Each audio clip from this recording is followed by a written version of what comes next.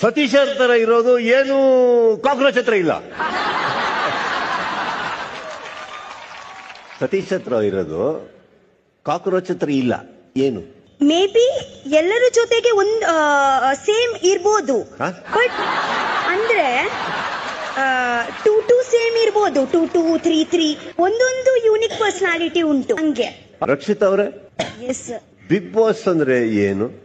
Big Boss ಅಂದ್ರೆ ಒಂದು ಜಿಯೋದಲ್ಲೇ ಬರೋದು. ಮುಂದೋಣ. ಒಂದೊಂದು ಜನ ಒಂದು ಬೇರೆ ಬೇರೆ ಪರ್ಸ್ಪೆಕ್ಟಿವ್ ತಗೊಂಡ್ ಹೊರಗೆ ಬರ್ತೀವಿ. ಮತ್ತೆ ಒಂದು life the challenge. Bigg Boss ಅಂದ್ರೆ ಲೈಫ್ ದ ಚಾಲೆಂಜ್.